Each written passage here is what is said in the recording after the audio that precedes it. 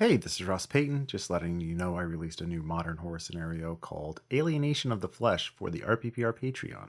You wake up in a doomed medical facility as you desperately search for a cure to deal with the parasite in your body before it transforms you into a feral mutant. It's written for Cthulhu Eternal and compatible with all Percentle's sand-based RPGs and Labyrinth Signal, my new action horror RPG.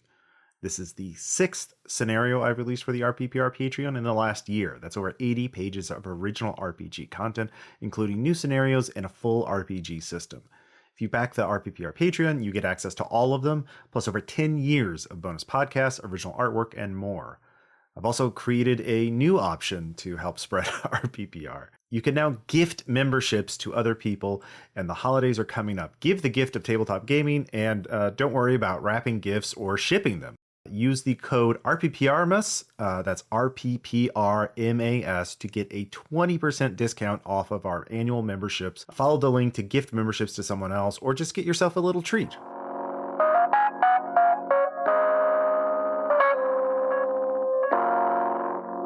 Hey, it's Ross Payton with Role Playing Public Radio. This is our post Gen Con 2025 episode where I'm going to be talking to various members of the RPPR cast who attended Gen Con this year and talk about their highlights, new games that they saw that they either bought and or played, that they wanted to mention, events that they tried out, other things.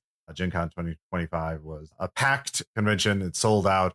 Lots of people showing up, lots of events, and yeah, we're back. We did a live episode, which should already be up by the time you listen to this. I recorded a couple interviews with people, and those interviews will be coming up also on the main feed.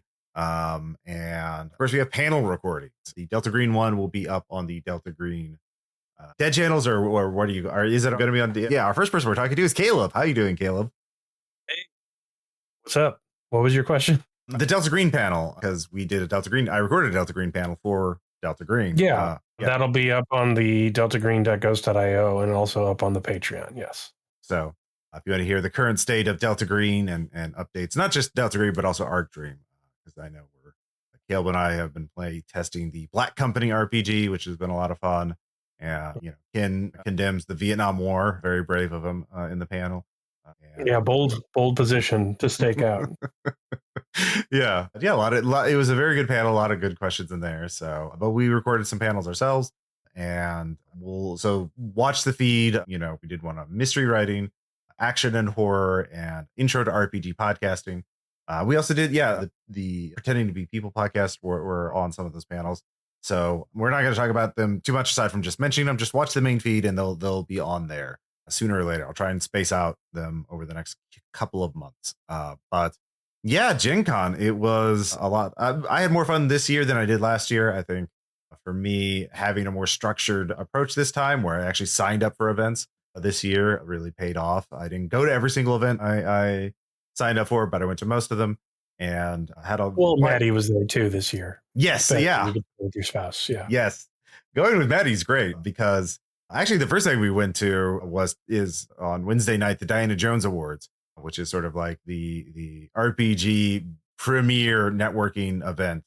And having an extrovert there to come and bring people to you to talk to is great. I highly recommend it. Yeah, we met a lot of interesting people at the Diana Jones Awards. I had a lot of really cool conversations. And any thoughts on the Diana Jones Awards for you, Caleb? Yeah, it's a really cool event. I love that they do that every year and have kept it going for so long. It sort of amazes me too, because it's official, but like semi-official. It's a remarkable space within the con dynamics because they always have it, but it's usually it like moves places and you got to find out where it's at this year, and it's tricksy. So but you see people like you haven't seen in years, and you see people that are like up for awards, and everyone's congratulating everywhere. It's a big love fest, so it's cool. Yeah, a much needed spot of positivity, this year especially. And of course, I'll have Maddie on to talk about it as well. But I do want to mention one event that we found out about. There's actually underground events at the Gen Con, and one of those is an invitational Beyblade tournament. And so which we found out about at the Diana Jones Awards. And so, but they have a Discord and they have stickers printed. So I don't know how underground it is, but When I get Maddie on, when you listen to Maddie and Maddie segment, they'll be able to tell you more about the underground Beyblade tournament. Yeah, I told everybody else, yeah, as the first rule of Underground Beyblade Tournament is not don't talk about Underground Beyblade Tournament. yeah. It's a lot of fun. Apparently, it was actually at the same time as our live episode recording, so I couldn't make it. If it was not, I was very tempted to go, but because I'm not much of a Beyblader, but I'm willing to give it a shot. To I let just it want to be rip. clear, Maddie didn't hesitate for 1 second to No. leave you and go do the Beyblade Tournament. No, I mean, man, they've got the heart of a champion. You know, a real. Or they have to let it rip. Caleb is what I found out, and I accept that. So I guess the main thing is the biggest thing is of course the exhibit hall, the many merchants and companies there that are selling all kinds of goods. I didn't spend as much time this year as some other people because like I said, I signed up for a lot of events. So, but I did find a couple things that I really like. But Caleb, what were some of the highlights of the vendor hall, of the exhibit hall, I guess, for you?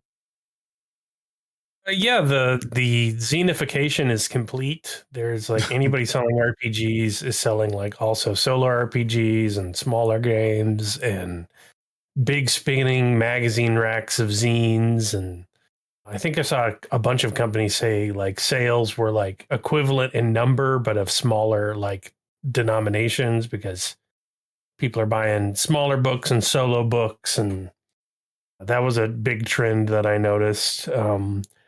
Board game wise, there were like some big titans that weren't there or Hmm. had smaller spaces, but they're also like spreading out. Like in the past, I've seen people do like magpie games where like they might have a room and then they sell out of the room and then they don't sell in the con. Or like Monty Cook did that this year. Hmm. But there were also a bunch of companies that had their own rooms and they were selling on the vending floor and they were selling in the room and they were selling at Lucas Oil. Like All Play was in like 4 different places with different setups. So that's a new one on me. I didn't see that last year. They hadn't franchised out to various areas in the con, working multiple groups. So that was an interesting change. But Yeah, yeah, yeah. something interesting to see, like a much larger artist alley than like previous years, like more of the con dedicated to like small 10 by 10 individual artists doing like metal paintings or commissions, or a lot Hmm. of rugs this year, rugs and throws with like characters on them. Hmm. So it was a little more weirder, and it was at sometimes more weirder and less commercial, but also like intensely more commercial. Like there's like a lot of consolidation, but as a result of that, there's like space that's clearing up for like weirder, smaller booths. So at Yeah. least that was my impression. Yeah. Yeah, I did notice the consolidation thing too, or sort of like Indie Press Revolution had a booth, but they shared the adjacent booth with Plus One XP. And I think they also partnered with someone else, so they had much a larger presence there. And I did notice like a larger entrepreneurs, I don't know what they call that section, but the small business section is sort of in the back right of the exhibit hall. So not just Artist Alley, but like a lot more, you know. Yeah. The game printers and distributors and table makers and stuff like that. Yeah. Also, a lot more like Italian games that are being translated into English. There were actually a couple Italian designers talking about various games. I did pick up like some solo RPG series, the Necronomicon game books, which go through the sort of lone wolf style of solo RPGs where you have stats and you roll dice to fight monsters or lose sanity or whatnot. Instead of the those are the two main types of solo RPGs. It seems like like the lone wolf choose your own adventure but with stats and rules for fighting monsters, or the journaling type like 1,000-year-old vampire. And so yeah, more solo RPGs. I definitely noticed that as well. More zines, weirder aesthetics in general, like a lot of like really surreal and or punk kind of aesthetics for games. Like I picked up the, let's see here, Painted Wastelands, which came out last year, but is very 1970s Mobius feeling fantasy. And then let's see here, a adventure called Mega Master Mindgen, like Mind Dungeon, for the an OSR type RPG.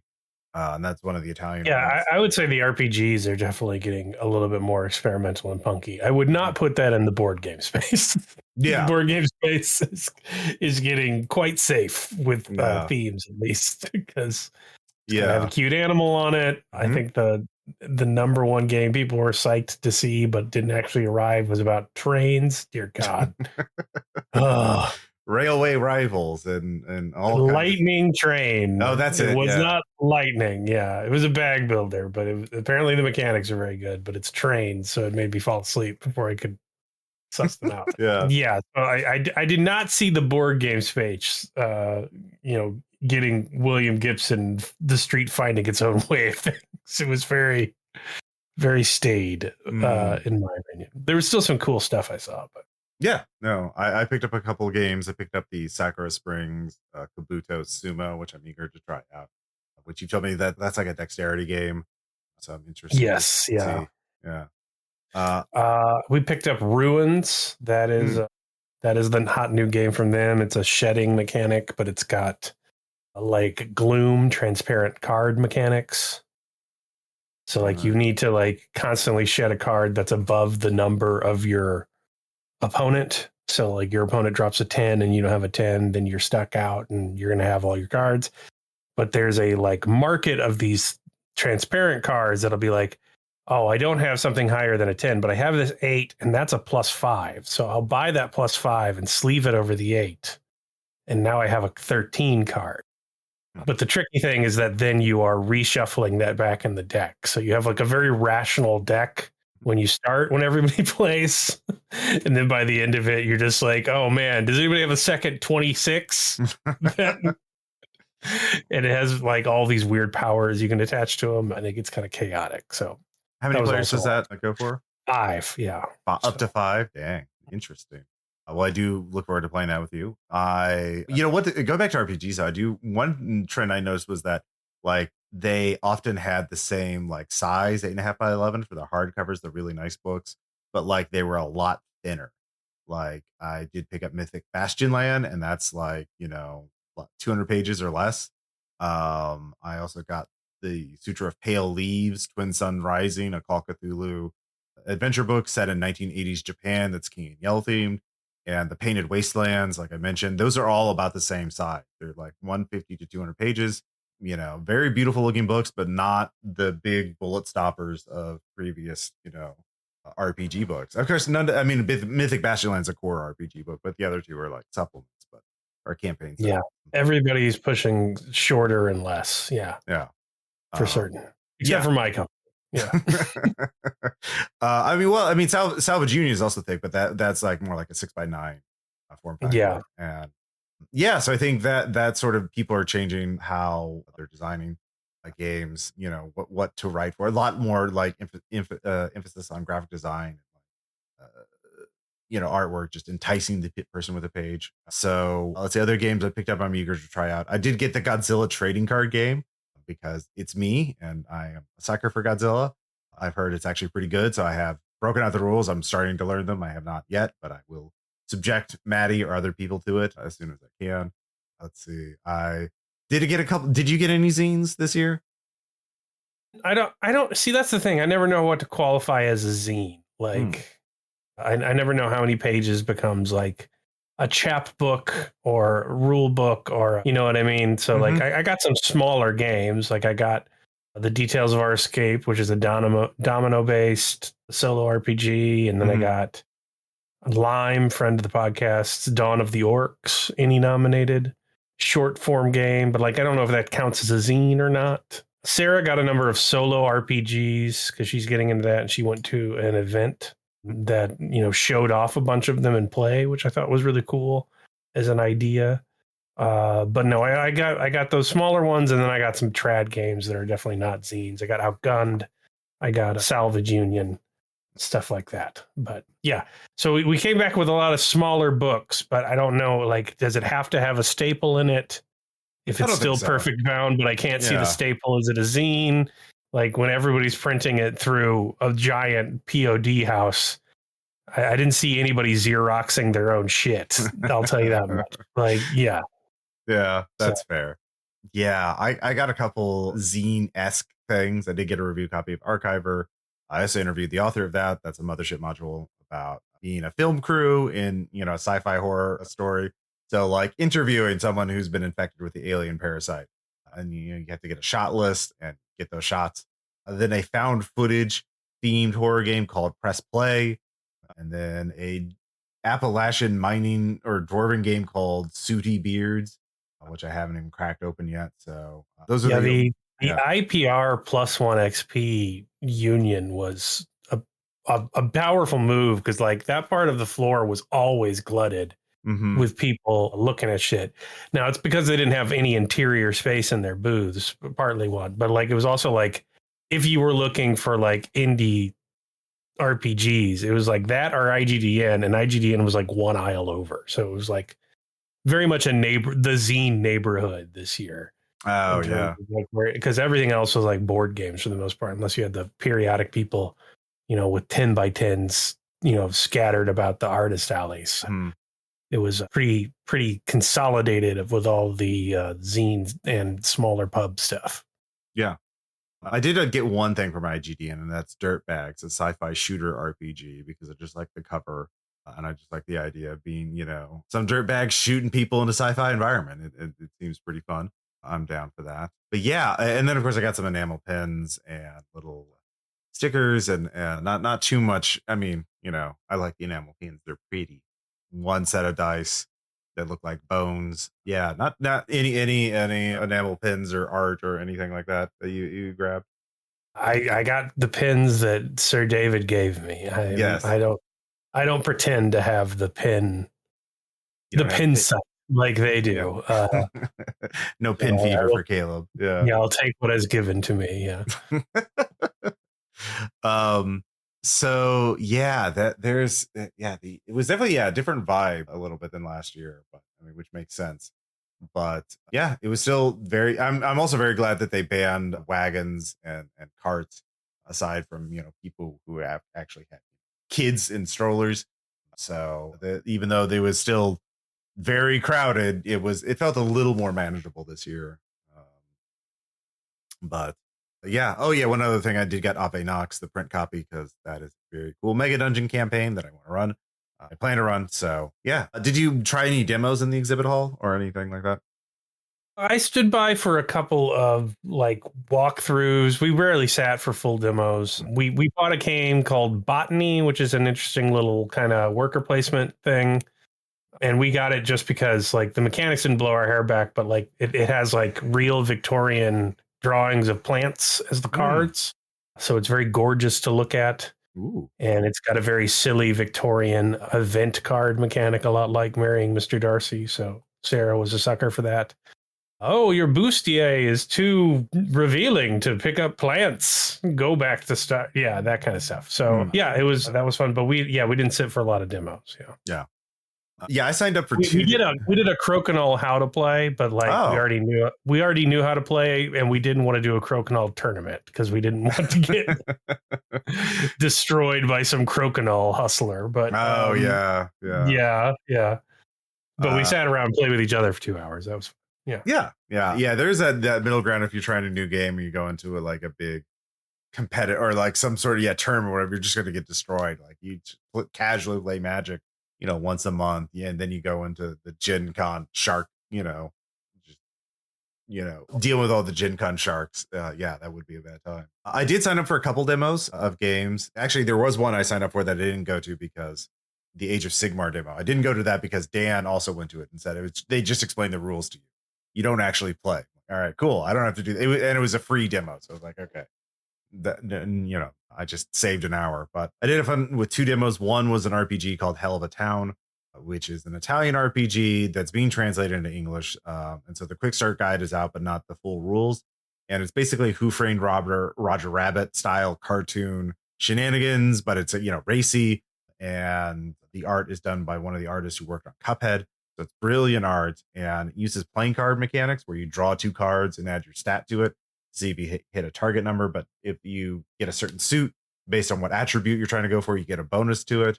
And there's items that can give you bonuses to it as well. But it's a very like rules light kind of game. As you're playing, like I was playing like an espresso machine gangster named Billy Mochaccino, a cappuccino machine. Yeah. And, there was a living Molotov cocktail as another character. Yeah, and we were broken out of prison. We had to do a job for the Ducku brothers. They're duck gangsters, and we had to deal. Yeah, it was a lot of fun, but I only played for 2 hours, but because I had to go to my laser tag kill team game, which they have a room set up in the center ballroom that's a laser tag, and they have the laser tag rifles modded to look like las guns and bolt rifles, and or doc machine guns, and they weigh like 10 pounds. They are very bulky, but like you play for 30 minutes. Economics is a tool of Slanesh.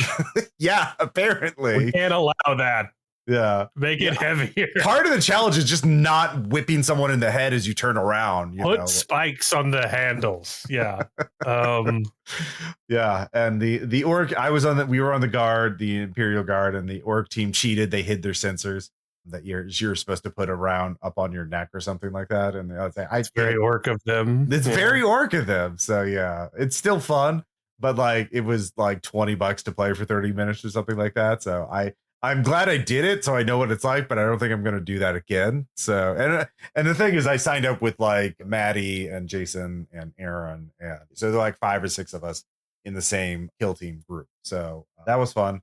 But again, I don't know if I would do it again. So and then the other demo I did was the Hangry Games, which is a miniatures game, but it's up to 4 players, I think. I mean, we had 4 players in our game, and it's fast food themed, where each team is a faction is based on a fast food chain. So I was the Burger Clowns, and you put 2 of your team member. You have a team of 6. 2 of them are on the battlefield, and then the other 4 are working the concession stands, earning money. And the more powerful characters earn more money, but then you don't have them out fighting, and you get money for killing other players on the other team. So there's that's an interesting game design decision, and you can spend the money to get upgrades for your characters, but whoever has the most money at the end of the game wins. So, and there's like item boxes you can find and draw from a deck to get certain upgrades, but some of them can be bad. So it's an interesting paradigm shift from the Warhammer like 1v1 military theme. It's more zany, but it's not just like roll tons of dice. In fact, all the dice were rolling was just 3d6 rolling under a certain number. So like GURPS in that regard. So yeah, I enjoyed it. Let's see. But yeah, in terms of other experiences at Gen Con, so aside from wandering the exhibit hall, what did you all get up to aside from our panel, of course? Yeah, I spent a lot more time in the dealer hall. Sarah and I walked the grid a couple times just because I like seeing what everybody's doing. And then a lot of panels and stuff, and then like a lot of off the book stuff, like hanging out with folks after panels to go get meals or go hit up bars or go to try and find you at a bar that you'd left. Are going to try and find you at a different other bar that you had already left. Yeah, that kind of stuff. So not a lot of official things, but hanging out with people I don't get to see but once a year or even less, and saying hello to everybody. That was the big con for me, which is hard to duplicate, but for other people, obviously. But yeah, we stayed out. I think we stayed out like late 3 out of the 4 nights, just hanging with people. Like one night up to like 2 a.m. So like we were social butterflies, that's for certain. Yeah. Yeah, like I think that's the key to Gen Con in general, is like have a game plan and like get some people that ahead of time, so you have some people to kind of vaguely coordinate with. Because like meeting new people at Gen Con is great and all, but you can't rely on it, right? Like especially for games and meals and that kind of thing. Like yeah, because I remember you mentioned you did run a game of Red Markets at Gen Con, right? Yeah, it was sort of off the books, but I ran it for 3 people, and we did a score, and I got another play test in. So yeah, it's great. Every bit of feedback helps. Yeah, always looking for people who haven't played it at all before, but that's increasingly hard to find. So yeah, but I did a whole panel on that, so I don't want to tell everybody about what's going on in Red Markets. Yeah, well, I'm just dying. Like, so the players got to choose what they were like trying to get for the score. Yeah, they did a score with the new contract creator, and they did a complex one. So they did a negotiated score. They managed to keep the price per haul at a high number. They were taking iodine to an all latent work crew that was burning bodies destroyed by a forward operating base for the DHQS. And long story short, one of them got bit and he almost turned Vector in the gondola of a hot air balloon. And God, I wish the dice had turned differently. uh, But they still got out with one casualty and some lost iodine. But yeah, it was fun. that's great. Yeah, I love scores whenever they choose something like there's so many opportunities for it to go absolutely just chaotic and like he worked in a hot air balloon. That was I'm not. I'll have to work one in one of my games at some point. Yeah, there's so much opportunity there. Yeah, I ran a game of Labyrinth Signal, and it was very body horror. You know, players have been experimented on. They woke up with parasites in them. They had to fight monsters about it. But like, I'll just say this, and we recorded the playtest, and some players like they took it seriously. Like my character's name is Isaac Carter, and my character's name is Jamie. You know, and then the other player's like, I'm Kurt Wall Crumpleborg, and I'm Raphael Tools, and I'm Chet Tahoe. And I'm like, okay, I see. Everyone had their own ideas of what kind of horror game this is. So yeah, it was a lot of fun. I do know that yeah, I did a couple, like I said, aside from the demos, I did a workshop. So I saw they had a photography workshop on photographing toy minis, how to make them look cool. And I had a lot of fun with that because, you know, I like photography and it was just practice and getting advice and just the photographer whose name is Stephen Townsend had a lot of props for us to play with and like lighting kit. So, and you know, when we have Maddie on and some of the other people, they there were a bunch of workshops that people went to this year. So that was interesting. But yeah, I had a lot of fun in that workshop. So that's something you might want to consider, future listener. If there's some sort of hobby or craft you're intrigued by, Gen Con's a perfect place to try it out without too much commitment. Yeah, because people went to the photography workshop and just used their phone. You know, I brought my camera, but you know, you can take good photos with a phone. So yeah, let's see here. I think. Oh yeah, the last thing I do want to mention is we did a Sunday morning. Well, I did a escape room with Maddie, and well, it was they tried. It was they not the best escape room I've been in. I heard a lot about that. Yeah, Like not just the escape room, but there was a lot of events that was like, well, they tried or they didn't try or the GM didn't show up and it wasn't just in the RPPR Discord. Like there were a ton of things on Reddit about people who didn't show up to their GM slots or the person who did show up didn't know how to play the game or they were reading it as they went and that always happens some, but like the numbers were pretty high this year and the complaints I saw. So yeah, an escape room made of sheets hung up on PVC pipe sounds about par for the course. and it's also like one of those things where the plastic bin, you know, there's like 4 combination locks on them, and each is a different type of combination lock on, but the notches aren't very clear. So you'd enter in the right number, but like not in the right place, and so like, oh, that cost us time. But also, like after you get 3 of the locks off, you could just rip it out. You could just pull the. But the guy was like, no, you need to get all 4 locks off, or otherwise you'll break the bin. I'm like, okay, maybe get a better bin this time. But yeah, I'll talk more about it when I get Maddie on the show or someone else who was in there. But yeah, it was. I saw some of those reports too, and I think part of it was, you know, Magpie Games apparently had problems recruiting GMs because a lot of GMs dropped out after their Fallen London RPG was discovered to have AI art in it, and yeah, some people were just apparently just GMing games for a badge and didn't really care about the game. Which yeah, it happens to some degree, but yeah, it did seem to happen a little more this year because yeah, some people were just like, oh, I think I'll go to Gen Con. Oh, it's next weekend. Yeah, can I still get a badge? Oh, you know, some people Which weren't very. blows my mind because I started thinking about it in like November. Yeah, Yeah. that's true. I guess that's the luxury of living in, you know, near Indianapolis. You don't. It's not a commitment to. You can just I can just casually drive in and out. But yeah, any other highlights of Gen Con that you want to mention? Like any No, I cool. had a great time. Yeah. I hope I get to go back again. Oh, you know what? I want to mention one highlight which can't be replicated and probably will never be replicated, which was the weather. This was by far the best weather I've ever been to for Gen Con. I think this is my 15th time going, and like, holy shit, it was like in the 70s outside. It was downright cool. It was freakishly nice. Like I was in Seattle in the summer. unnerving at times, but it was pretty nice.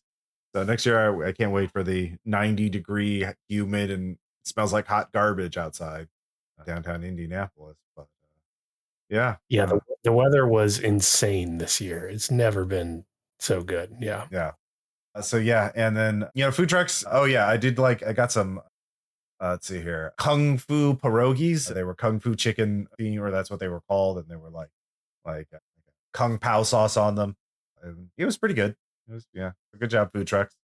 And of course, Yeah, the food trucks were better laid out than I've ever seen them. Like they work much better there than in like the center area that they've had them in previous years. Yeah, the Lucas Oil, they have that down to a science out there.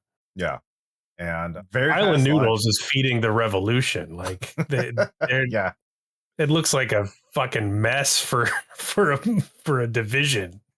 yeah, Pumping it out. Yeah. yeah. I had them one. I asked RPP Lime. Thank you, Lime, for making an island noodle run for me, because I had 1 hour between the photography workshop and the Delta Green panels. I had to like rush over and go to the room, get the recorder equipment, get back to the con center, and it was also big. Yeah, Fairfield Inn's pretty good hotel for what it was. Part of the JW Marriott complex, and it was fine as a room. So if you can book there, it's a good one. But yeah, so cool. Thanks, Caleb. We'll have links to the probably by the time this is available, we'll have the Delta Green panel up, so you can take a listen to it there on the Delta Green Patreon or on Ghost.io. And so I don't know who I'll put next, but stay tuned for the next segment.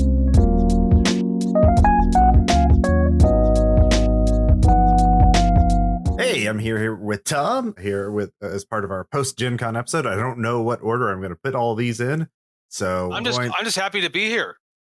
Yeah. So Tom, tell us about your Gen Con. Well, I'm gonna have to say, this one was a little profound for me.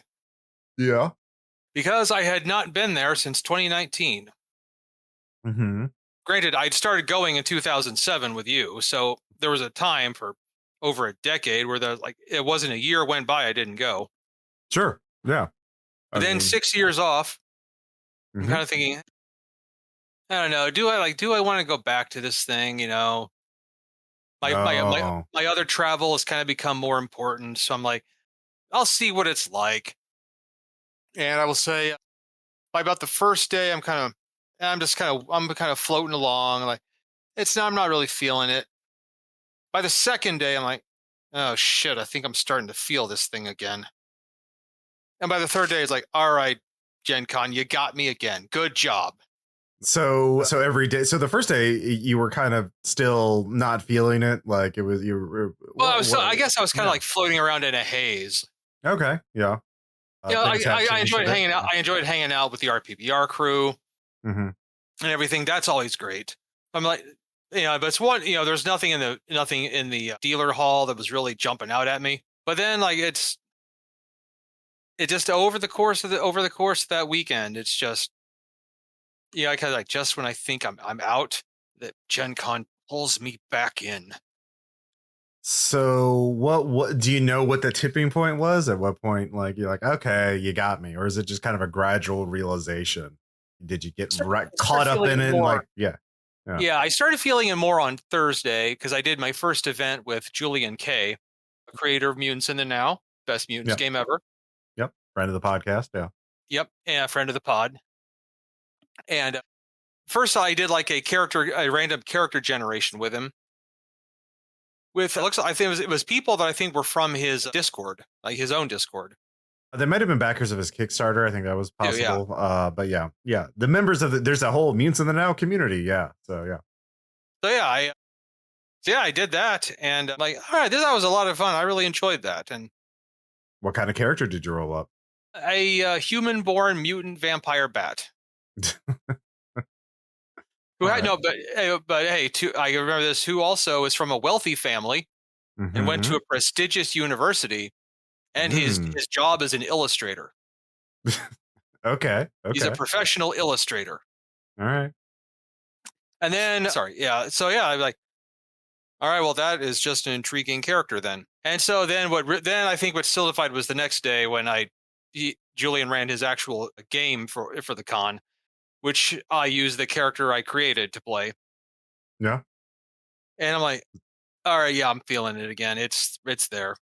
It's there. Like, all right, and then all right, Gen Con, you got me. Great. Well, I'm glad you did find the fun of Gen Con. It has changed. I think I had to find it again, but it was there. Yeah. Yeah. So you said you didn't find some things in the dealer hall. Did you get anything at the dealer hall this year? I did. It's just what there's some of those days. It was like there were event things coming out at Gen Con for a few of the years we went. Yeah. I mean, I think it was a Pathfinder at second edition. I remember that Gen Con. Yeah. Was like, hey, maybe don't even approach the Pathfinder area because it's going to be everyone's there and it's a war. Yeah, there weren't any like just brand new for Gen Con releases for RPGs at least. I mean, there were some obviously. There were some board games. But nothing really stood out. I think obviously like a new edition of D&D didn't drop or anything like that. So yeah, it was not a big banner year for new releases. But I think in the end that worked because it was a better litmus test. Mm-hmm. So did you get? Yeah, I did go. Yeah, I bought some things for sure. Okay, what'd you get? There was an old like online kind of like not like an RPG, but it was done like over a chat back in the early 2000s called The Island of Dr. Moreau. Mm-hmm. Where it was like a bunch of people role-playing characters being stuck on an island, slowly being turned into animal mutants. Can't imagine why 20-something me would be into that, right? Yeah. Well, apparently they did a book RPG about it. And I saw that. Yeah. I'm like, because when I saw it, like, oh, Island of Dr. Moreau, and then I looked like, wait a minute.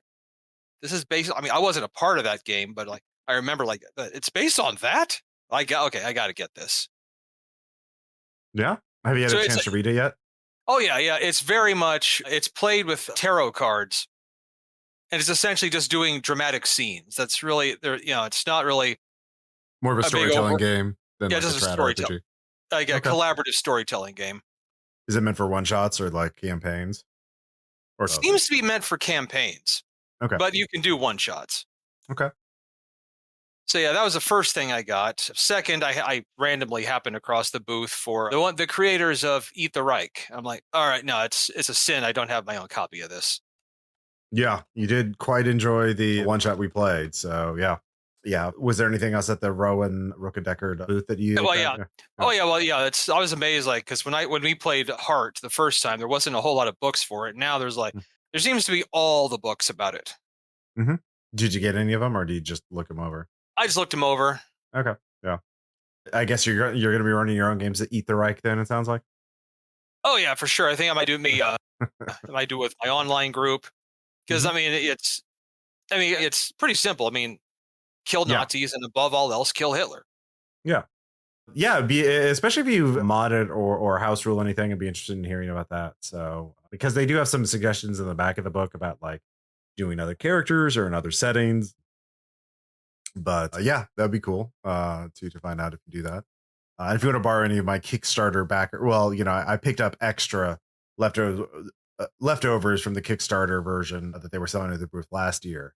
So if you want any of that stuff, like extra maps or whatever, I got a bunch of those. Yeah, so, I might include like some badass members of the French Resistance too. Oh yeah, that'd be cool. Yeah. Like they do have rules on customizing the characters. The player. Yeah, so like some professional, French saboteurs, like we will work with the undead to kill the bigger threats. Yeah, exactly. Yeah, like nice, cool. Anything else? Yeah, I think I'm totally spacing it. Like the book is out in my car right now, but it's a Canadian company did like kind of a superhero game that was designed to. Is kind of like, we like mutants and masterminds, but we want to make our characters in less than 30 minutes. Oh wow, that's a worthy goal. So apparently, it's kind of like a quick superhero game. Like make a character in like 10 minutes and get started. Interesting, but you don't remember what it's called? I think it's Freedom something. It's not. I am totally spacing on what it was called. Freedom. Okay. Interesting. And I also picked up if there's going to be links, I'll be sure to provide the link for it and everything. You can call it this game, the one that Tom couldn't remember the name of. Yeah, I'll I'm making notes now, and our show notes will have links to everything. So yeah, I'll try and get that in there. So cool. And I also picked up there's a game I bought a while back called Wild Skies, which is kind of a anthropomorphic diesel punk game. Set in like the 30s. I thought you got that, you already had that. Was this a new edition? No, it's a new expansion book. What's the expansion called? It's the United States. Okay. Yeah, because the original book is just Europe. Mm-hmm. But yeah, so the America, like, since we have Nikola Tesla, America has energy weapons. Interesting. Energy weapons, cool. And like instead of like the lifting technology that Europe has, we have like magnetic electric flying ships and planes. Sure, why not? That's cool. Have you actually run Wild Skies yet? I haven't yet. No, I got the book. It's a pretty simple system to do. So I wouldn't. It's just like it's very much a game, like a Tom game. Yeah. Well, yeah, obviously, yeah. Cool. So sounds like you got a couple of cool things this year. Oh yes. Yeah. Aside from any other highlights of the con for you? Well, obviously the RPPR meetup. By the time that happened, I'm like, you've already got me, John. You don't need to butter me up anymore. No. Yeah. No. We already have our live episode up as of this recording, so you can listen to us all answer questions and talk about gaming highlights for the year and all that fun stuff. Yeah. So yeah, that was definitely. And then of course after our live episode, we have our meetup. We just hang out for the rest of the night and play games and chat and all that fun stuff. Yeah. And let's see here for you. Yeah, I don't think I noticed. Like, but the more I got into it, like I guess I felt a little run down and tired. Like the first day or two. Sure. By the end, I was like energized. Really interesting. Okay, yeah. Yeah, it got me emotionally and almost physically, I would say too. Yeah, I'm glad you got into the swing of things. I mean, yeah, reconnecting with friends and fans of the podcast is definitely very energizing. And it's also just like, I walked by the convention center in 2023. Mm-hmm. I was coming back from Toronto and we stayed in Indianapolis. Mm. And I'm like, there you are. It's like, it felt like a distant memory at the time, but it was, I started feeling it pretty much like on the drive up there, I was feeling it again. Pretty much, going through St. Louis, and then by the time I hit, like, I'm going to hit about the time I hit the Effingham Cross, and then go driving in, like, it's like, and I remembered, oh yeah, shit, we hit the airport first, then we start seeing the city in the distance. There it is. Oh, it was going through the whole process again. Yeah, sure, of course. Now you were also played in another game, the one I ran on Friday night. Remember? Yes, I was in that game. Yeah, Labyrinth Signal playtest. We did record it. I don't know if I'll post it or not. I mean, I'll probably post it eventually, but like that was a very fun game from my end.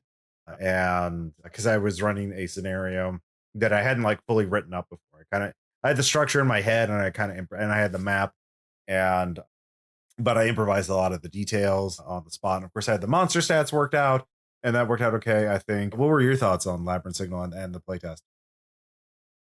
Game I had played before, so I kind of knew what to expect.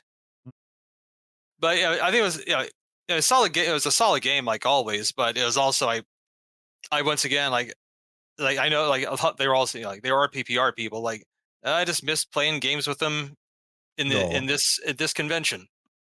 Yeah, if I don't mention it any other time, big shout out to Peter, Bruce, Ethan, and Sky for being the other playtesters for that scenario. Oh, yeah. Thank you all so much. Great players. I did like you and Sky picked like normal character names, Isaac. Yes, we did. Jamie. And then of course the other players are like, I'm going to be Kirkwall Crumpleborg or Raphael Tools or Chet. Oh yeah. Yeah. Yeah. Oh yeah, I just had like, okay, I'm gonna come up with normal name.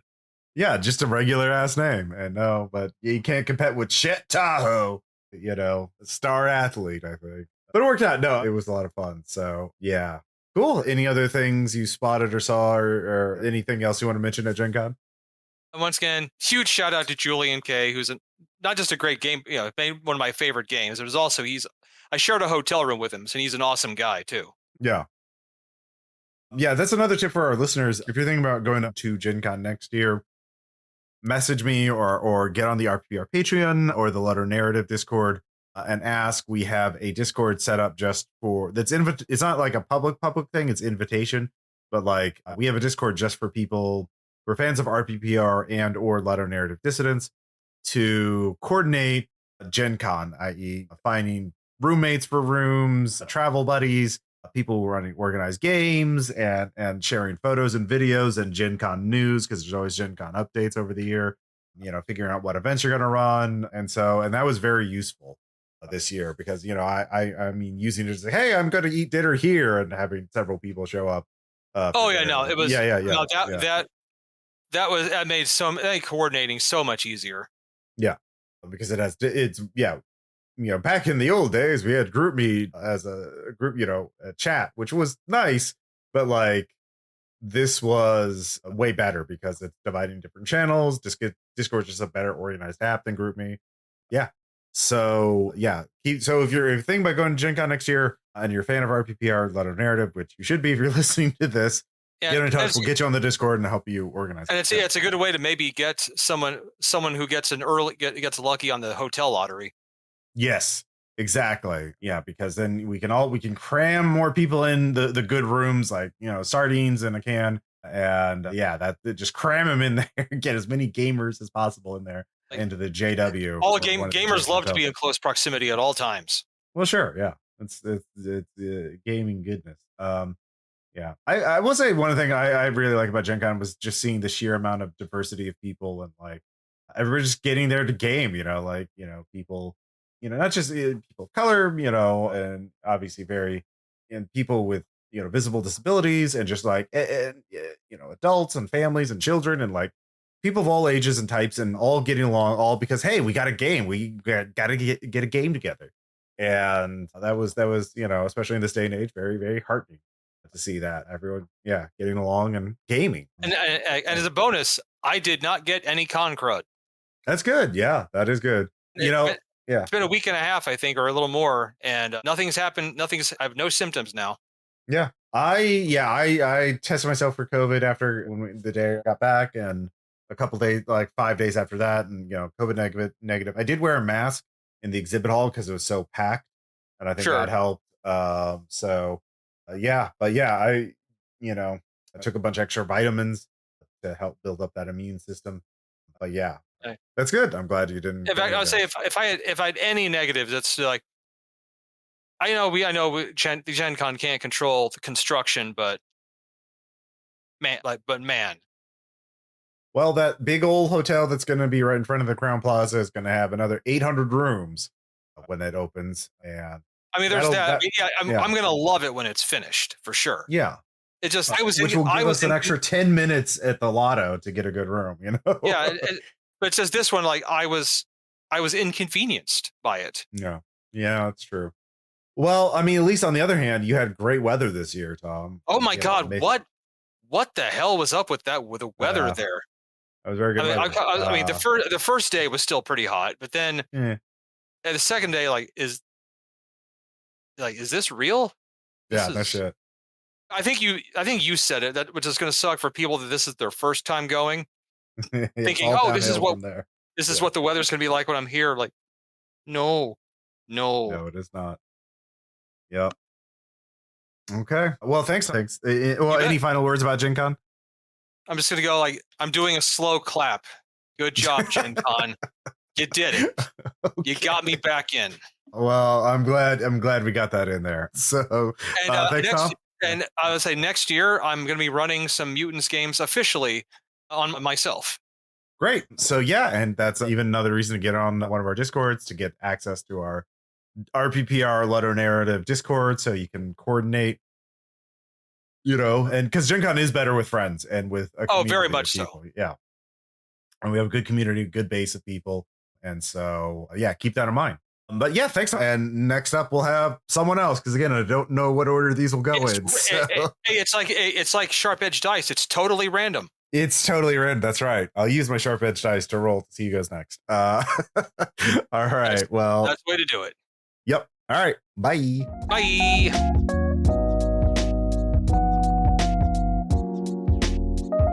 Hey, Stress Payton. We're here with our next segment of our post Gen Con 2025 wrap up analysis episode. And I don't know what order this will be in, but we have Aaron and Elle who are here. Hello. And yeah, we've been talking a lot about Gen Con highlights and everything. So yeah, we could use you name a highlight, Aaron, then Elle can name a highlight, and then we'll just go back and forth. And so, well, yeah, what was your first highlight of Gen Con this year?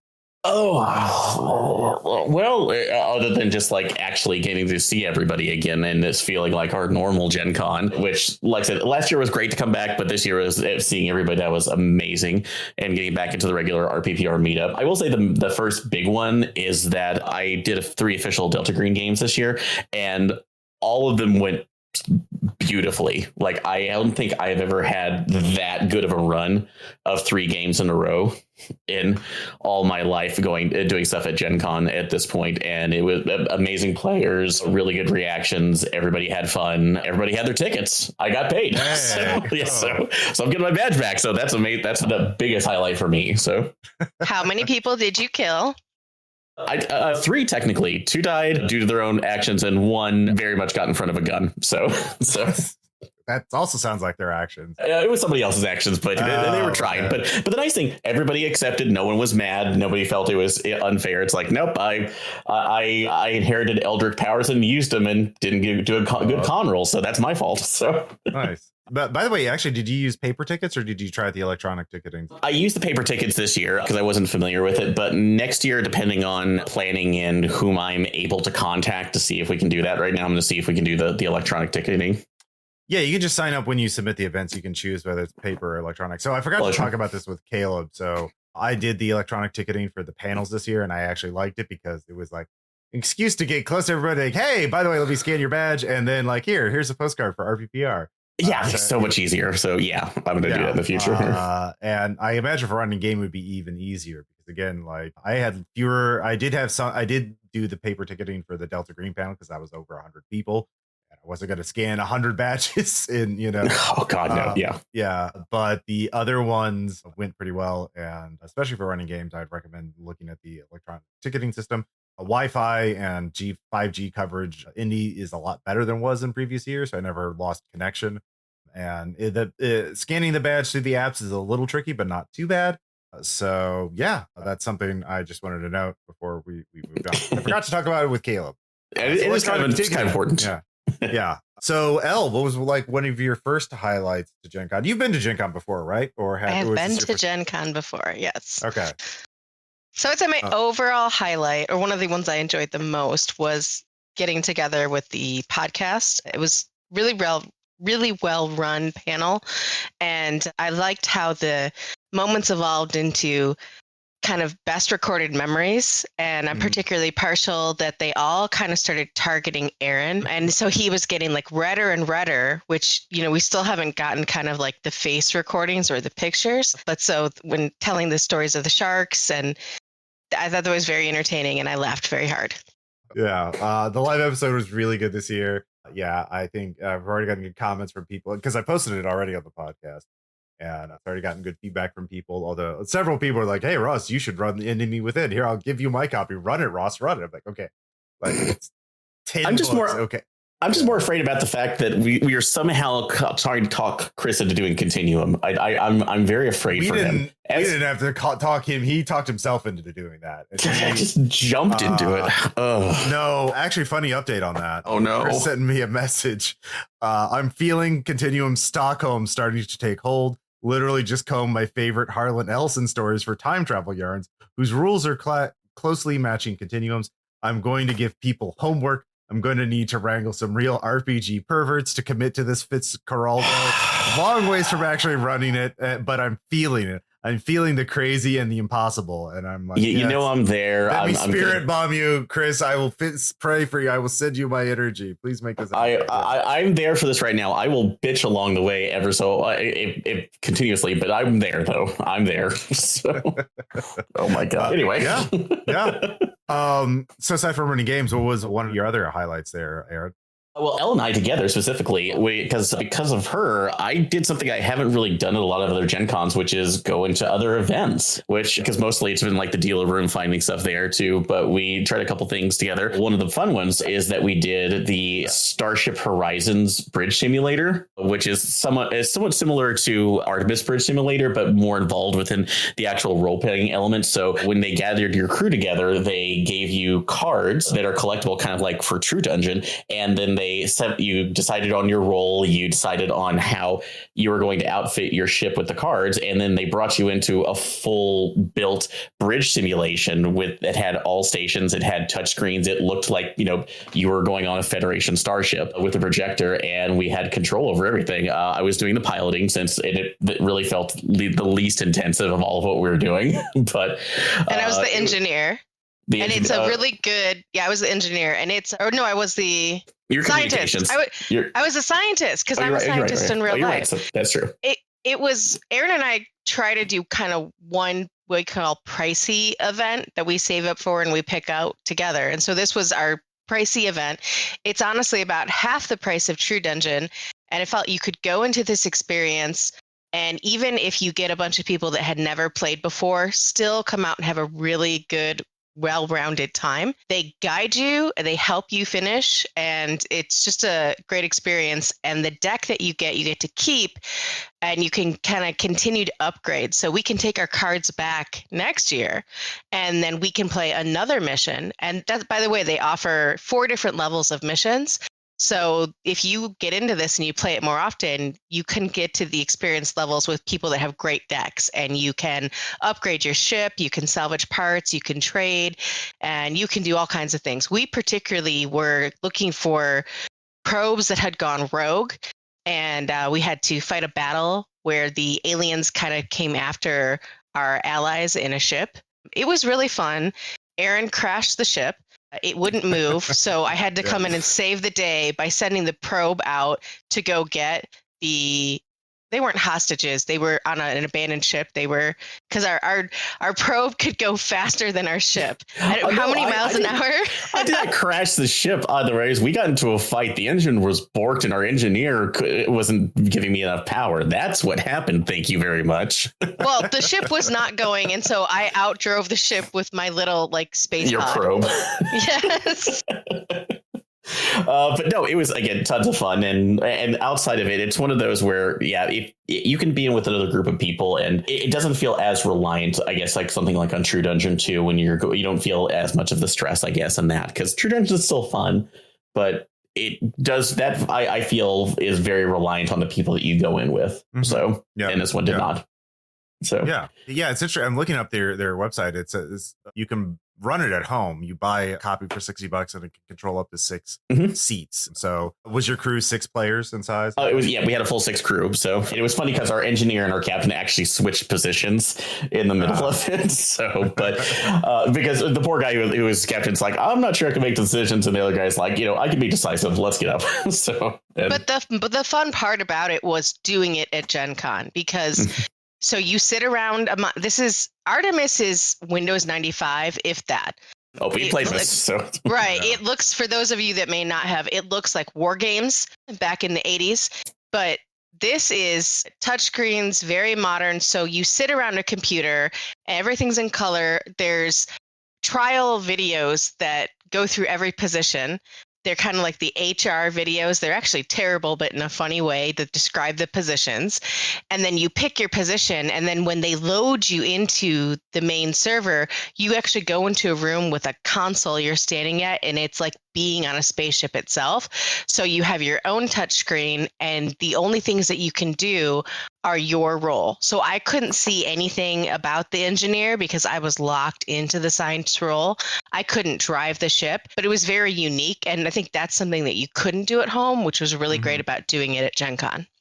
Yeah, no, I think there is this sort of push towards making cooperative, the being a ship's crew is a great model for a cooperative game. I know games have done this where you're running around an actual ship, jumping in different stations and stuff like that. But doing it in a tabletop real environment, looking at it all, did they have like special lighting or anything for it? Oh yeah, no, like because they built it up entirely. It was low light lit, so like you were being on the like the Enterprise one where they're Red Alert or something too. They had a projection screen for the top one. They even more amusingly, one of the people writing it, because when we went on a rescue mission, we thought it was a recording, but we noticed that the green screen was going out a little bit, and it's like, oh, this is a live one. And when our communications person, I guess, didn't solve the puzzle, he just came around the corner and said like, hey, is my hologram up? Cool, I can talk to you now, which I had to stop myself from laughing hysterically at that.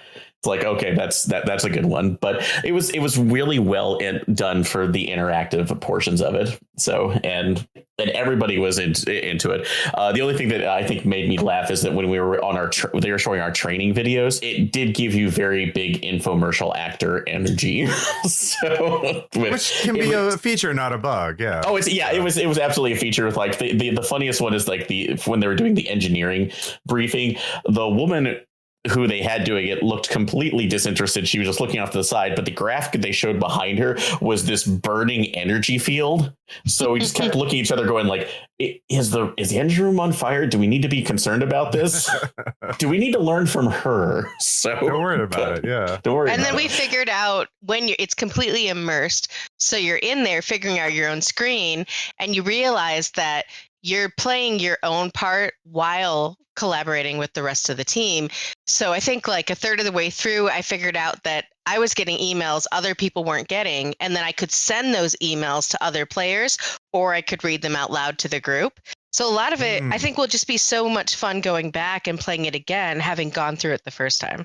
Yeah, man, this actually has real world app. This is a team build. This is an actual legitimate team building exercise. Like your Starship Ropes course. Yeah, exactly. That's awesome. Next year I'll probably try and get Maddie and I into one. Organize some other people to jump in on that. Yeah, that would be great. I think it's happy to do all five, this, yeah, so. 5 or I mean, it's 6. Is it 6, Aaron, or 5? I think it's 6. I'll have to check again. All right, but yeah, 5 positions, and then the captain just sort of tells everybody what to do. They don't actually have a description for their role. So they're meant to kind of guide the room. They also don't get their own particular console. They have to kind of go around and look at everyone else's consoles. So There's like pros and cons to being. I would definitely want to be the engineer next year. Yeah. Cool. So I mean, that's a great thing about Gen Con is you can do the kind of games that you can't play at home because, the number of players required and or like the requirements to set it up. Big games that require rooms and special equipment or a lot of setup, that's awesome. So Elle, what was another highlight? I know you played a lot of different games over Gen Con. I did. I loved going to the stadium. I had not played in the stadium before, and I signed up for Expeditions, which is the sequel in a sense from the same maker. It's a Stonemaier game. It takes about 4 hours to play. It can be much shorter if you have experienced players. And I love this game. I own it. And not a lot of people play it with me locally. So I played it in the stadium, and it was great because it was also 5 people played. So they have local kind of gaming groups that come and will put on board games. And then I also played in a Ticket to Ride tournament. And that was over 3 days. You had to qualify to get into the semifinals and then the finals. And that was also pretty fun because you had serious players that were very, very competitive. What? Competitive gamers at Gen Con? I'd never. How far? I'll tell you though, I'm a huge, Detroit Lions fan and Tigers fan. And sitting on the stadium floor for 5 seconds, maybe I felt like I'd stop yelling at refs. Probably not. But those players, you got to think of professional athletes. They can see every seat in the stadium. I was sitting there thinking, wow, the next time anybody's in a stadium yelling in a sporting event, they know exactly what you look like. You think you're in a giant stadium, but I could see every single seat. So that was one thing that weirded me out. Okay. Yeah. It is different to be down in the stadium. Yeah, I remember back in 2019 when they had that Gen Con History of Gen Con Museum set at the floor of the stadium, and it didn't even the field basically just encompassed it. It was God, what 6-7 rooms total? I think we just walked through the light of it. Yeah. So Aaron, any other highlights you want to mention? Yeah, a couple, at least if we're doing those, like out of other activities, because you were with us doing the Warhammer Kill Team laser tag. Yeah. Which was a ton of fun to do, and as silly as that was going through with it, and the fact that we wanted to play orcs, but we had that whole entire family that just kind of went through in there. Although I do find it very silly when we were going through it, the one thing that they told everybody who had las guns, those had straps on them, and they were told you were not supposed to use them.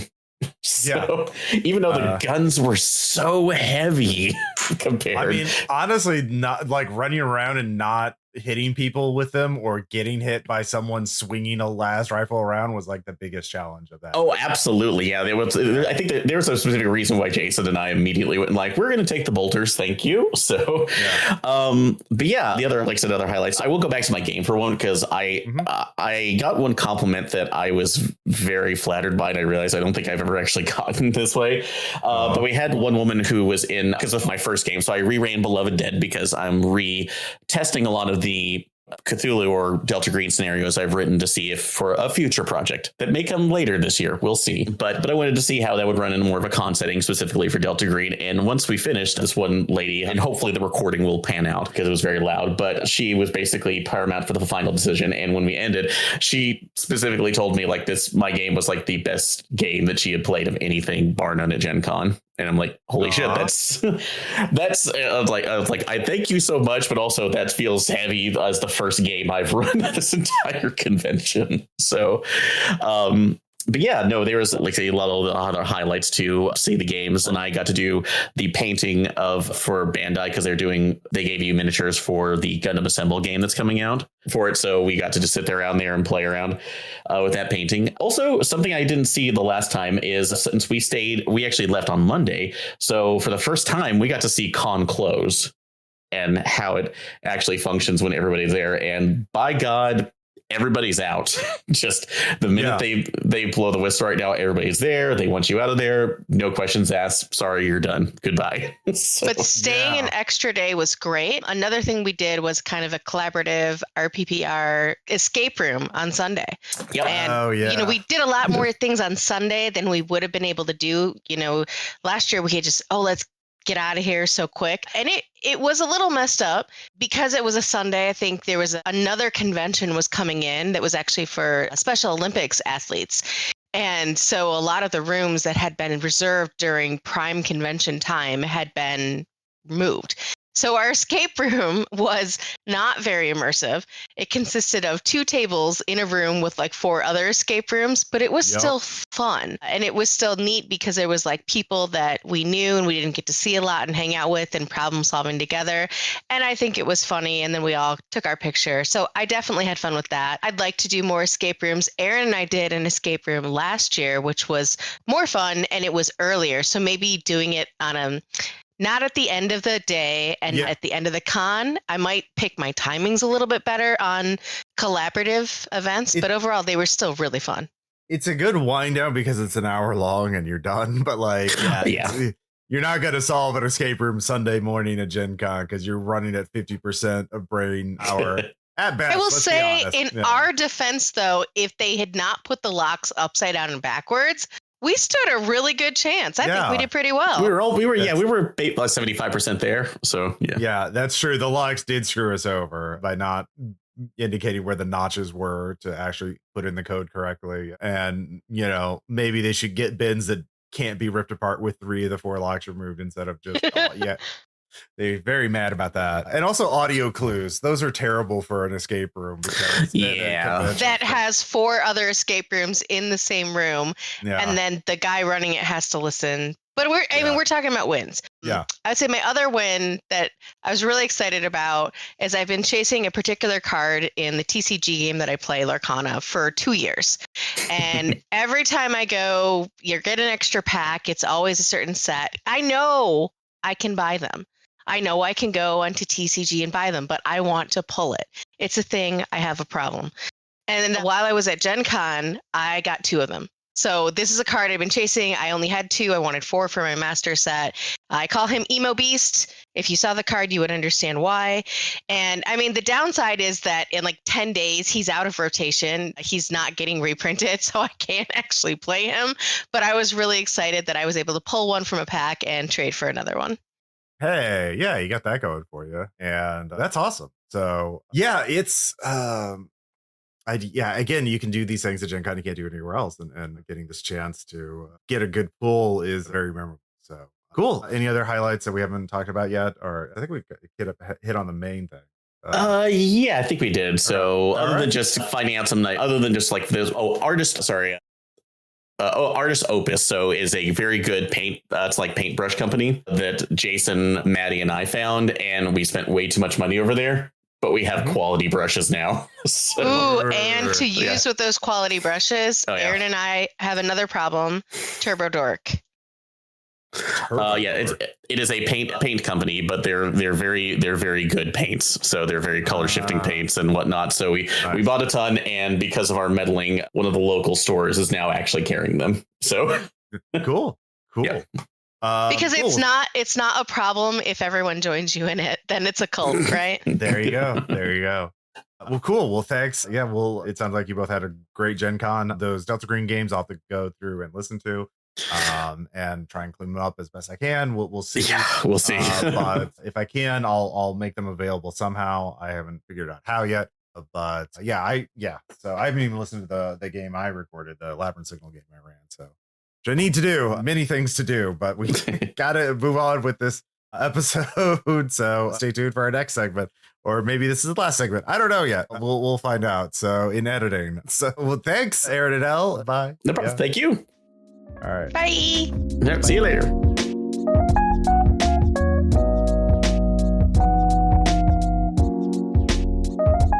Hey, and it's Russ, and we're back with David here to talk about Gen Con 2025. It's been a little hot minute, but hopefully, David, you haven't forgotten all the wonders of Gen Con this year. So, how could I possibly? So yeah, what was your Gen Con experience like in terms of event? Well, I think we'll talk about events and things that you did first, then we can talk about like purchases, Gen Con loot and all that. So yeah, what are some of the things you did at Gen Con that you really enjoyed? Well, to start with just a little bit of it, to me, Gen Con has always been the spot where I go to meet up with friends. And honestly, the games that I play are half the fun of the convention itself, more so than the things that I bring home. But one of the spots where both of those kind of intersect has been in the pin collecting, because I don't actually collect the pins by myself. Usually I do pin collecting with a group.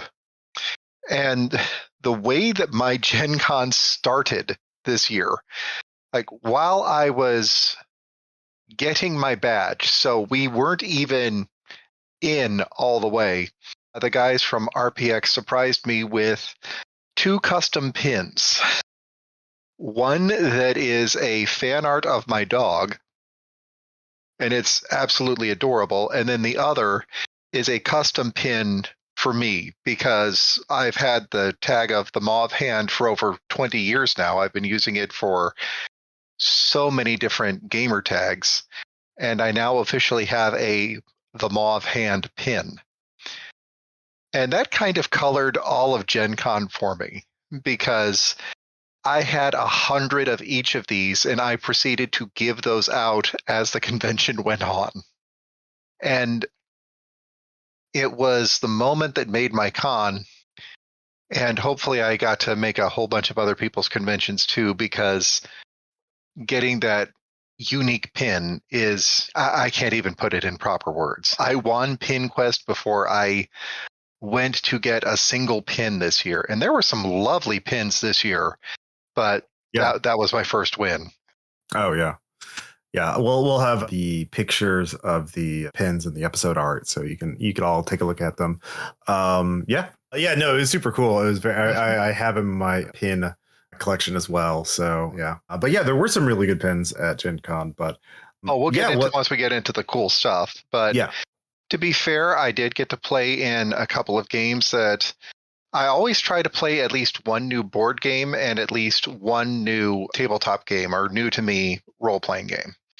And this year we did another round of Good Strong Hands, which is a nice, fun little D6 game.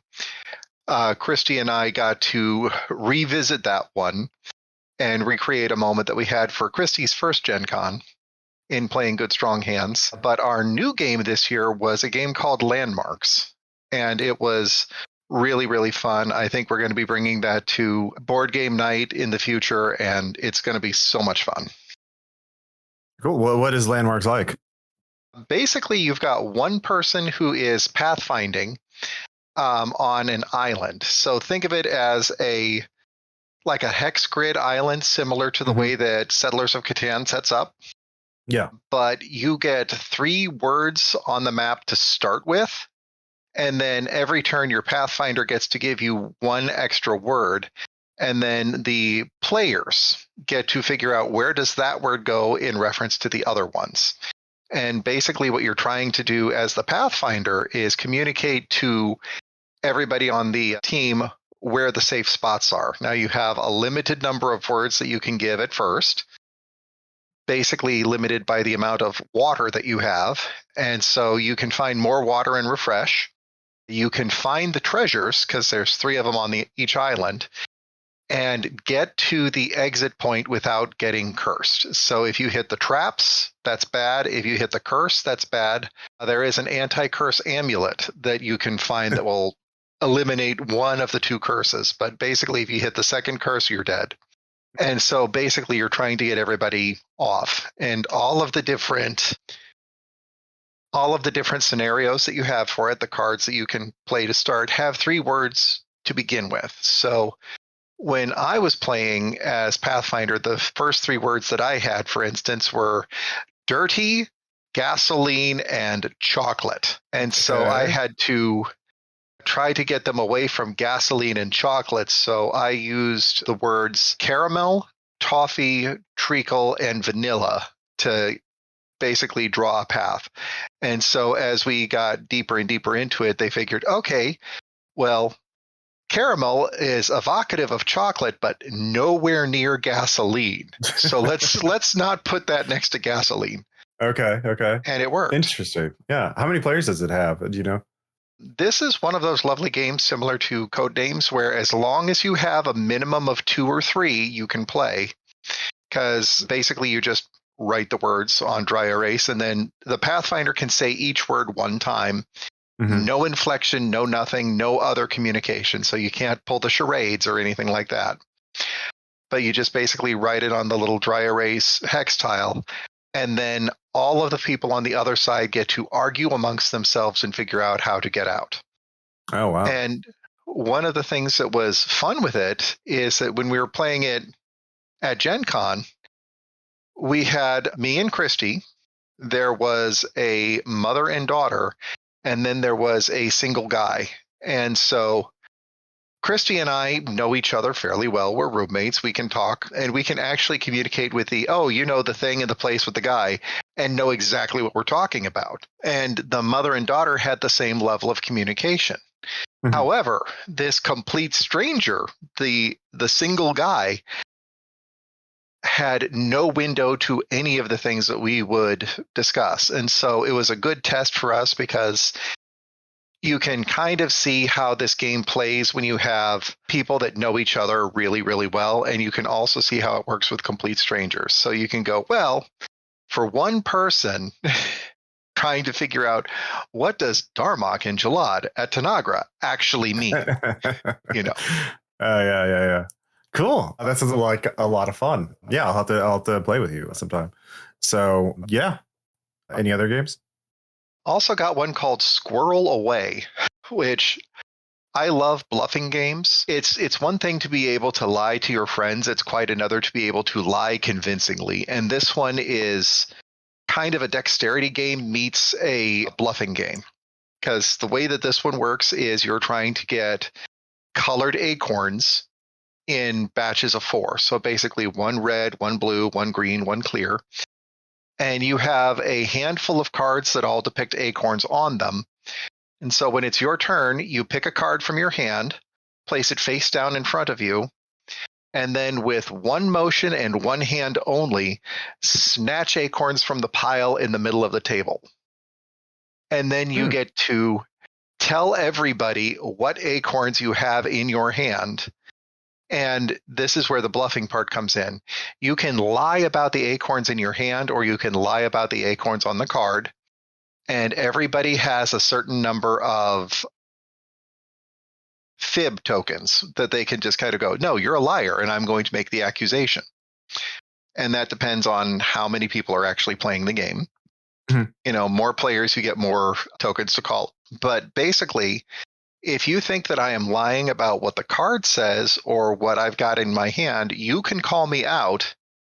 And if you're right, I have to put back all of the acorns that I grabbed except for one.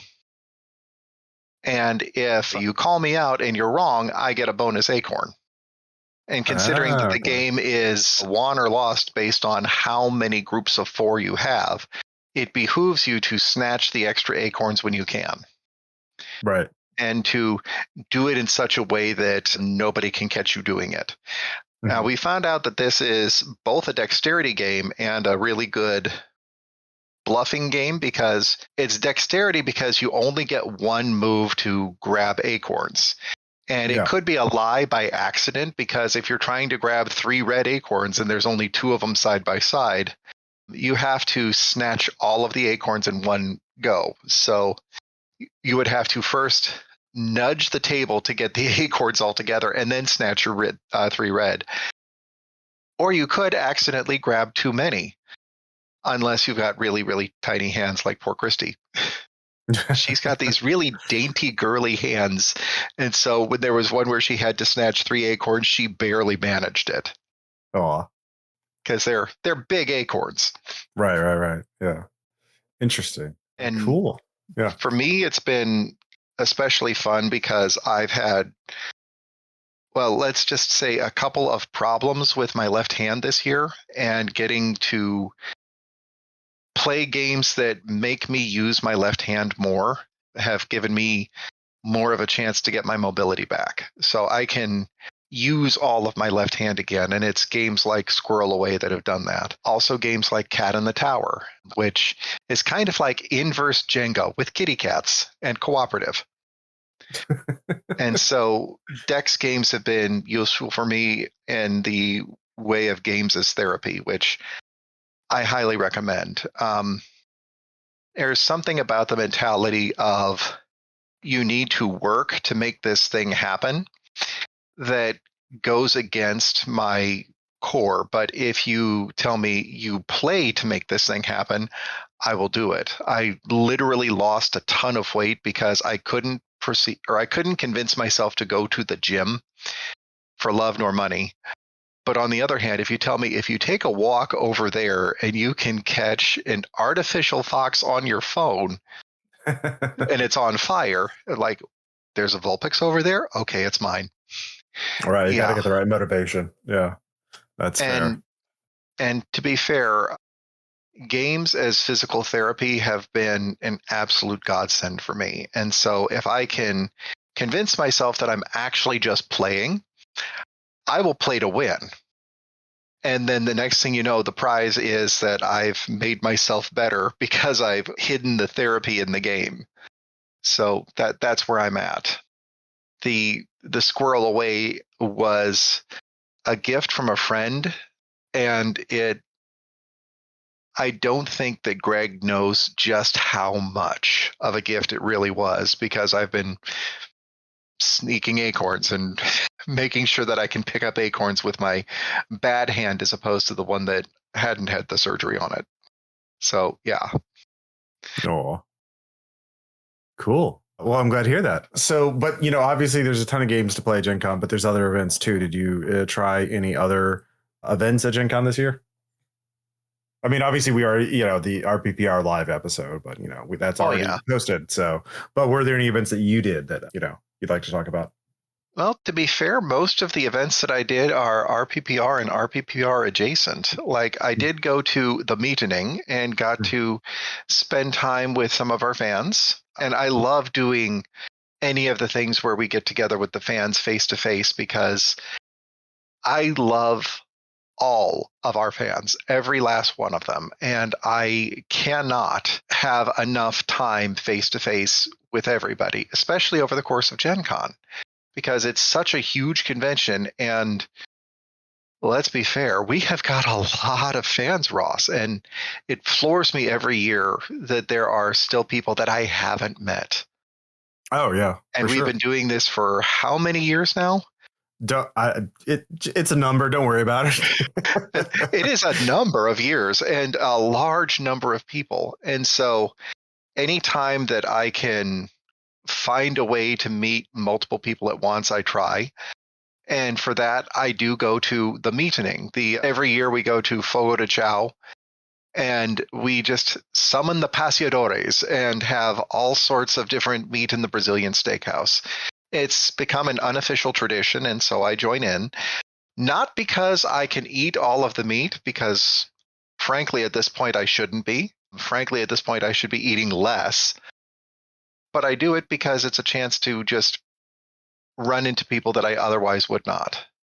I did that, and then I also did, dang it, what was the other one? RPX will always go to India Garden once during the year, and so there was dinner at India Garden, and so we did that. We also played in a couple of different games as a group. My odd little thing with Gen Con is that I always try to play a couple of games with everybody. I try to play at least one game with a stranger and at least 3 games with friends that I otherwise wouldn't get to sit and game with, like in Meat Space. I get to play games with Thornsburg online every week, but it's entirely different to actually be able to sit face to face. And you know what I mean by that. You get to play all of the online games. And I know that there's people that you look forward to actually getting to just clap your eyes on once a year. And for me, that was the big thing, is not just meeting the friends at the meeting and then meeting new fans, but also in getting to play a couple of games face to face. I can't even tell you which ones they were, other than the fact that they will show up on the feed at some point. I know that I played at least one game with RPPR. There was the escape room at the very end. Oh, yeah. That was the one. Yeah. That was the escape room that tried. And boy, it was. We very nearly made it out. And oh, boy. I feel bad for them a little bit, because we had to do so much of the theater of the mind, because it wasn't really a room as much as it was a small piece of a conference room. That was Shoji screened off from the rest of the conference room. It's like, pretend this is a room that you're trying to escape from. Yeah, I talked about it with Aaron and Elle as well. And they tried. Well, maybe skip the escape rooms next year, at least for me. I don't know. We'll see. But yeah, it was a good wind down. It was a good wind down activity. Like, a good thing to do on a Sunday morning where I didn't care if we won or lost. It was a good group activity to do. So a good capstone for Gen Con, I think. Yeah. So the one card event that I went to, I will say that it would have been a lot better if I was fully rested. But it's also the thing about going to convention and playing in any kind of sealed card event. I went to play a Star Wars Unlimited, a sealed event, and it fired, but I lost in the first round.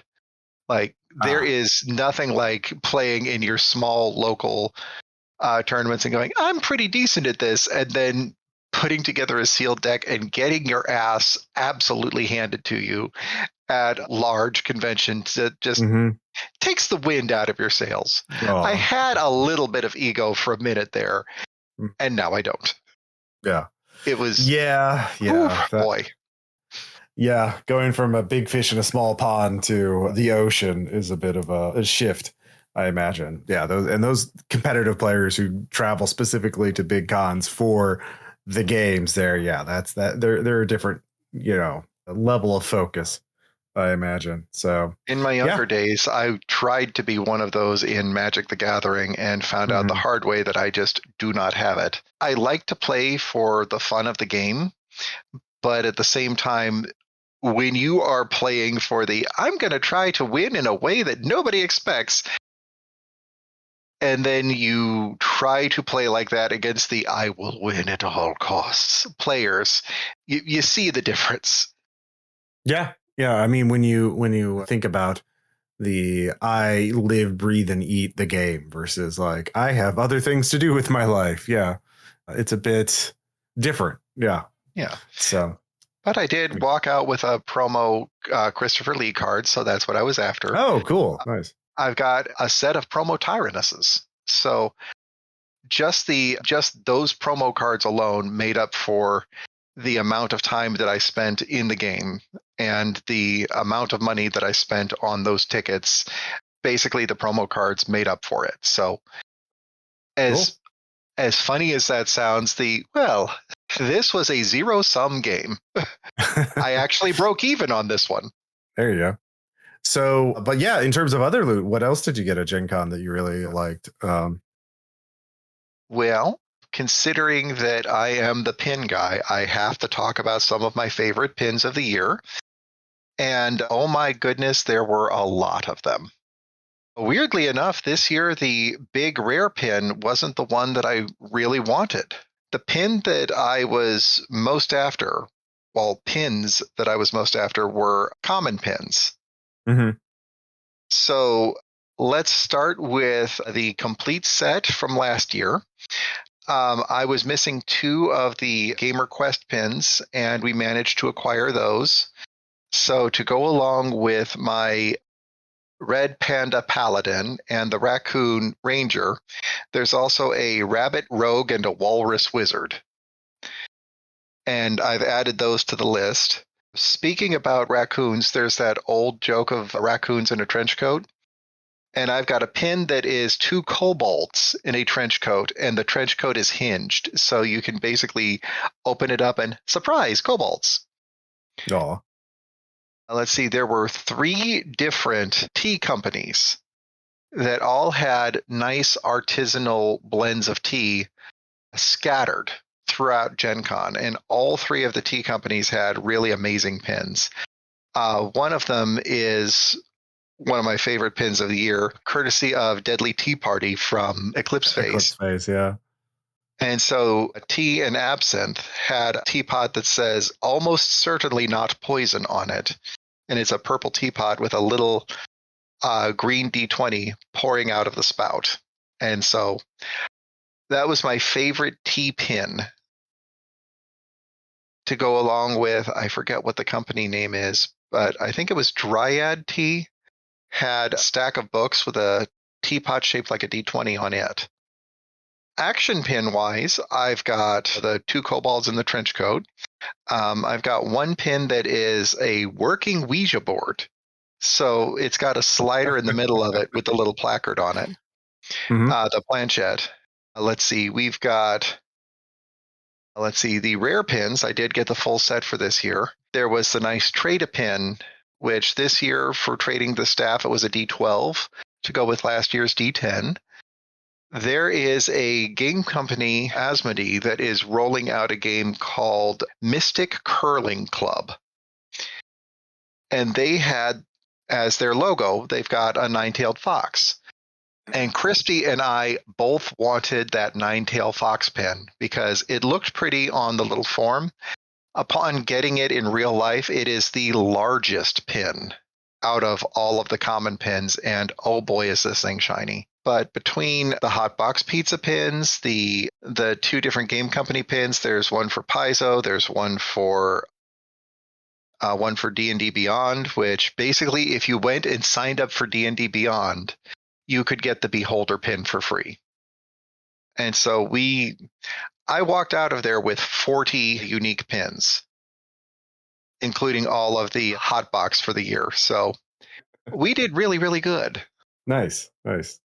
Cool. Let's see. The rare pins for the year were, I have to talk about them for just a moment because let's be fair. There's some things that are unique to Gen Con. And one of the things that I love is that they do a couple of things for charity every year as a tradition. So there's Card Hala, where they take cards from somewhat defunct card games and people basically build them into massive, massive card towers. And then for charity, at the end of the event, they have a cordon that people can stand behind and throw their change and their money at these card towers and try to knock them down. And Card Hala doesn't end until all of the cards are down, and then they go through and collect all of the money. And every year they raise hundreds, maybe thousands of dollars this way. And the other thing that they do is they make a massive, massive balloon sculpt. And last year's balloon sculptures were giant fighting gnomes that people could put on and wear, and then have a balloon gnome battle royale. One of this year's rare pins commemorated last year's balloon gnome battle royale. So there's an inflatable gnome balloon as one of the pins. And that was one of this year's rares. And I feel like, much like last year's carpet pin needed mention because it's commemorating a bit of Gen Con history, the gnome alone needs to get all of the recognition. It's a very pretty pin to commemorate something large that was done for charity, and I love it. The others for this year were a lava lamp with dice in it, Genevieve, the Gen Con dragon, eating a slice of pizza with pepperoni and jalapeno, it looks like, and then Genevieve hatching out of a golden D20 was this year's rare pin, this year's mega rare. Mm-hmm. And when showing some of my friends here in Springfield the list of pins, because I said I'm seeking the rares. I am trying to collect all of the rare pins that I can, and to do that, I'm going to need to get 7 of the common ones. Would you guys care to take a look at the common pins and tell me which of these common pins you would like? And almost everybody that I asked looked at the list and went, "Oh, that lava lamp looks amazing." And to which I had to say, "Okay, I will gladly get you a lava lamp if you will tell me which 7 common pins you would like for me to pick up. And keep in mind that each pin is going to cost around $10, $10 to $15. So if you want the common pins, I will get them for you. If you want the rare pin, please pay for the 7 commons you would like for me to get and tell me which ones, because you're getting 8 pins if you want the lava lamp." And almost nobody actually did it. The one person that did look through the list said, "This one looks good, this one looks good, maybe that one." And then when we did the Gamer Quest, which kind of ties into the pins, this year their theme is a queer coven. And so for donation, you could get the Alchemist pin, but if you did the Gamer Quest, you could get the Oracle pin. Mm-hmm. And so for Gamer Quest, there's a bunch of different LGBTQIA plus vendors within Gen Con. And if you go to all 10 of the booths, you basically get a stamp per booth. And once you get all of the stamps, then you get the Oracle pin. And I consider that to be part of, on the one hand, it's a bit of an event, but on the other, it's a chance to meet different queer developers who are also just making it within the industry and see some really amazing products. And we really did enjoy going booth to booth, finding out all 10 of the different ones that were participating and collecting our stamps. And there's a lot of games that are going to be added to my shelf just from that alone. And a few that I didn't add at Gen Con because of luggage constraints, but I kept cards so that I could, now that Gen Con is over and now that my wallet is recovering a little bit, have them sent to me instead of trying to cram all of the stuff like a horrible, horrible game of Tetris into the car on the way back. Yeah. And go, we don't need to bring we don't necessarily need to bring that all the way back to Springfield with us, do we? That's the driver. We kind of need him. Yep. Oh yeah. Yeah, that is the final conundrum of Gen Con. How do you get all that stuff back home? That could be a whole board game, polynomio thing where you're trying to cram in as many objects into the trunk as you can. But yeah, that's super cool, David. Pin Quest is the Pin Bazaar. The is always a fun thing. I didn't dive into it as much as I did last year, I think, but still a lot of fun. And yeah, thank you so much for sharing some of your Gen Con experiences. Thanks. Okay. Anytime. And as long as I live, as long as I continue to get to go to Gen Con, don't worry about the Pin Bazaar. I will probably be tackling that every year for the rest of my life. That is the niche I have kind of carved in here now. I've got 10 pin boards ready to go for the next couple of rounds at Gen Con. So don't worry, I'm ready. That's what we're here. We're going to get more pins. Yep. There will never be enough commemorative pins. It's true. All right. Thanks. That's it for our post-Gen Con wrap-up. Links to everything we discussed will be in the show notes. Thanks for listening. Bye.